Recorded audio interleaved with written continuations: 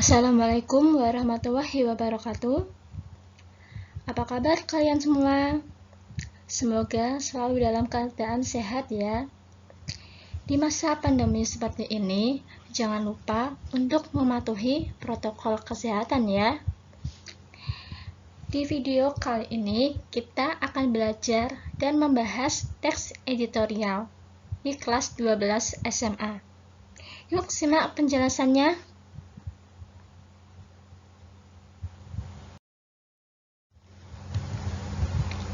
Apakah itu teks editorial? Adakah yang tahu? Jadi, teks editorial adalah teks yang berisi pendapat pribadi seseorang dari redaksi terhadap suatu isu atau masalah aktual. Isu bisa meliputi isu pendidikan, ekonomi, sosial, maupun politik. Teks editorial termasuk ke dalam teks eksposisi yang bertujuan untuk mengklarifikasi, menjelaskan, atau mengevaluasi. Di dalam teks editorial harus dibangun dengan pernyataan umum, argumentasi, dan penegasan. Ulang.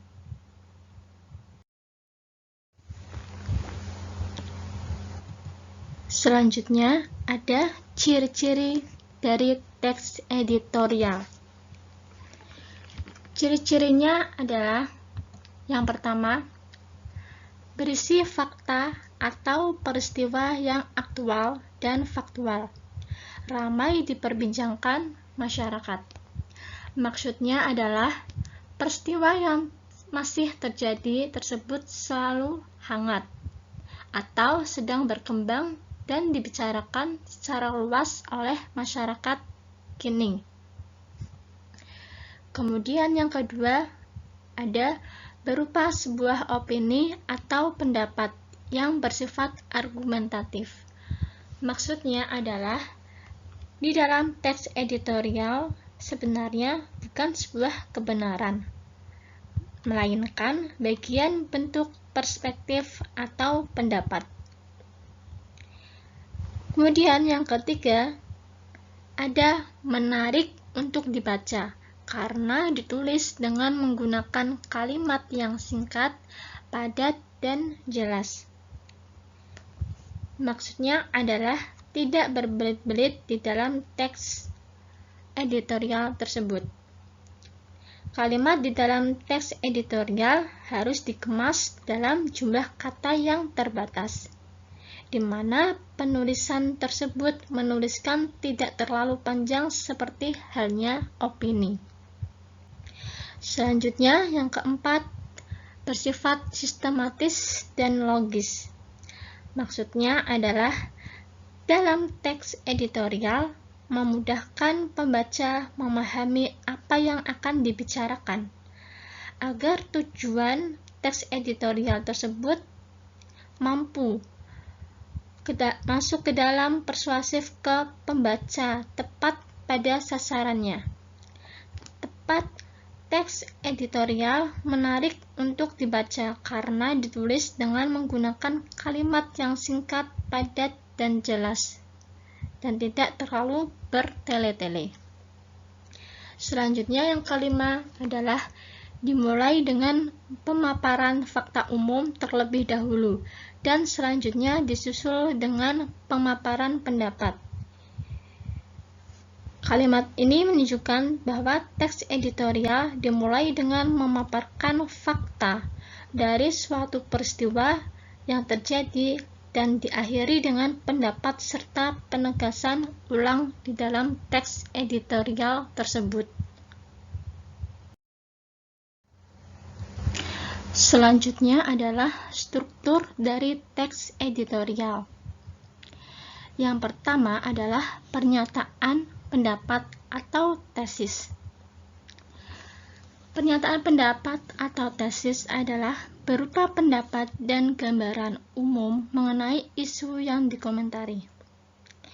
Maksudnya itu adalah dalam pernyataan pendapat atau tesis merupakan bagian yang berisi tentang persoalan isu atau pendapat umum mengenai suatu hal atau permasalahan yang dikemukakan.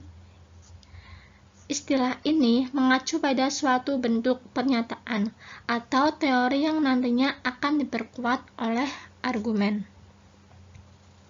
Kemudian, yang kedua adalah argumentasi. Argumentasi atau penyampaian pendapat, pernyataan umum, data hasil penelitian, pernyataan para ahli, atau fakta-fakta yang dapat dipercaya. Maksudnya dari argumentasi tersebut menjelaskan secara lebih mendalam dari pernyataan umum atau tesis yang diyakini kebenarannya oleh seorang penulis melalui pengungkapan fakta-fakta sebagai penjelasan argumen penulis tersebut. Selain fakta, argumentasi juga bisa berisi alasan yang logis, data hasil temuan, ataupun pernyataan dan pendapat para ahli. Selanjutnya, yang ketiga ada penegasan ulang pendapat. Penegasan ulang pendapat adalah berisi penguatan kembali atas pendapat yang telah ditunjang oleh fakta-fakta dalam bagian argumentasi tersebut. Dalam penegasan ulang, di bagian akhir teks editorial ini bertujuan untuk menguatkan atau menegaskan ulang pendapat yang telah ditunjang dari fakta yang diambil. Di dalam bagian penegasan ulang tersebut juga memuat sebuah saran.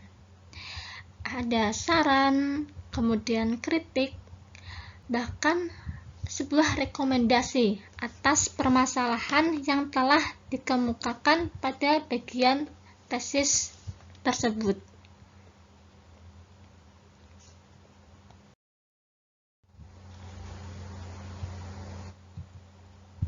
Selanjutnya ada kaidah kebahasaan dari teks editorial. Yang pertama ada adverbia, yaitu menegaskan penggunaan kata keterangan. Adverbia maksudnya adalah merupakan kata keterangan yang ada dalam teks editorial. Biasanya, yang sering muncul dalam teks editorial adalah adverbia frekuentatif. Adverbia frekuentatif yang menggambarkan makna berhubungan dengan tingkat kekerapan terjadinya sesuatu yang diterangkan oleh adverbia itu.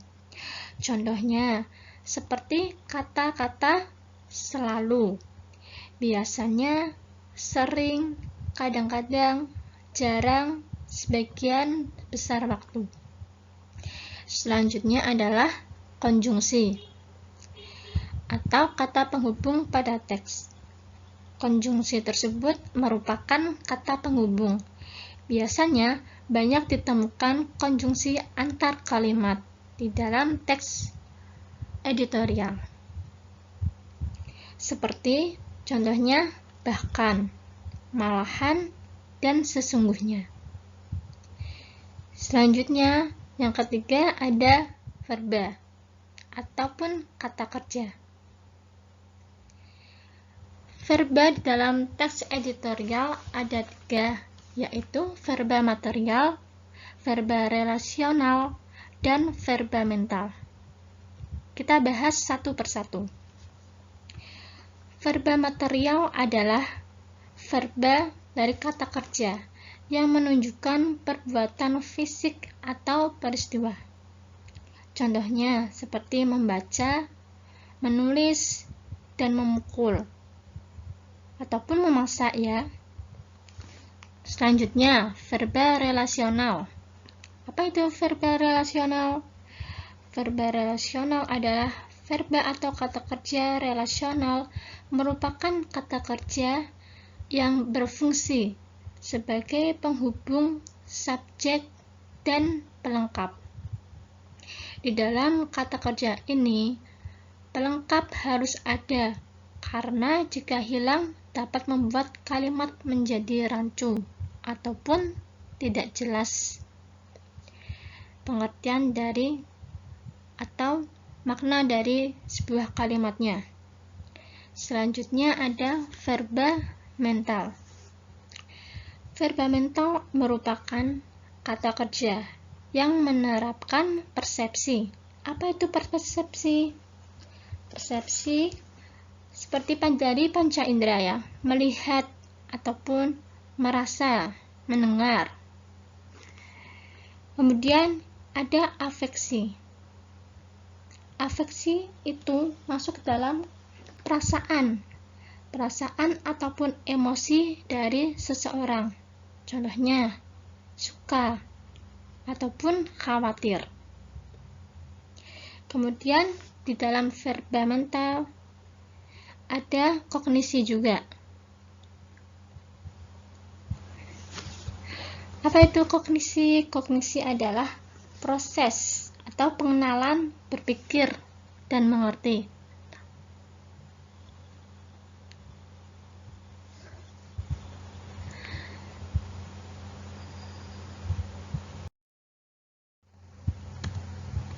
Selanjutnya ada fungsi teks editorial.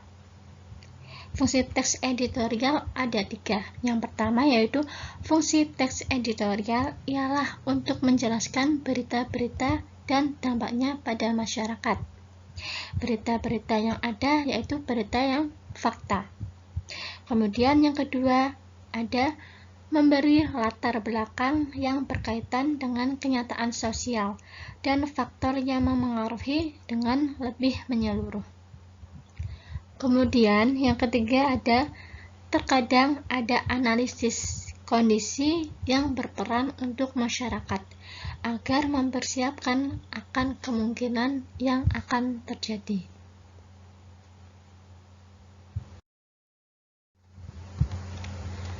Selanjutnya ada tujuan dari teks editorial. Yang pertama, mempersuasif atau mengajak pembaca untuk ikut merenungkan pada isi aktual yang sedang ramai diperbincangkan oleh masyarakat. Jadi, tujuan teks editorial itu memberikan bacaan kepada masyarakat atau berita kepada masyarakat tentang fakta yang ada di sekitar kita.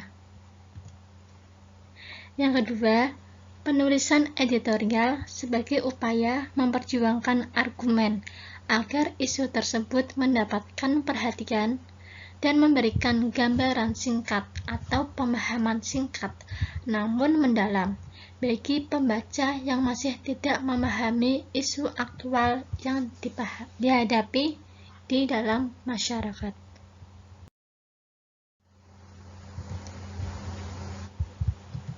Selanjutnya ada langkah-langkah menyusun teks editorial.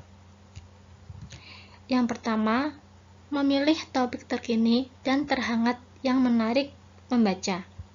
Topik yang menarik akan diminati oleh para pembaca karena pembaca selalu ingin topik yang lebih baru. Kemudian yang kedua, mengumpulkan data untuk mendukung pendapat. Data berupa fakta-fakta yang berhubungan dengan topik akan sangat mendukung pendapat yang sudah dibuat. Yang ketiga, menyesuaikan topik dengan pembaca.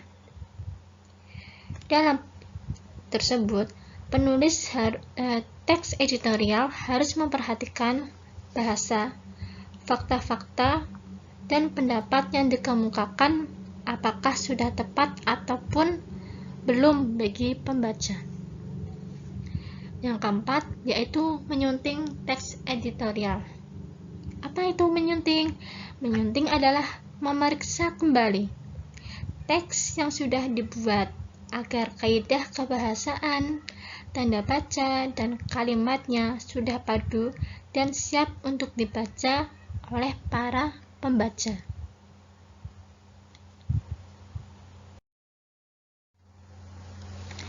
Ini adalah salah satu contoh dari teks editorial yang berjudul "Pemerintah targetkan 89% masyarakat sudah divaksinasi pada Desember 2021".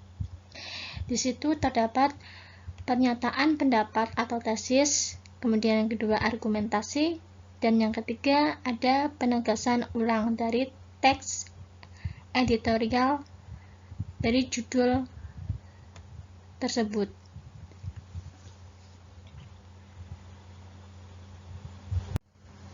Itu adalah pembahasan materi kali ini tentang teks editorial. Sekian dan terima kasih. Wassalamualaikum warahmatullahi wabarakatuh.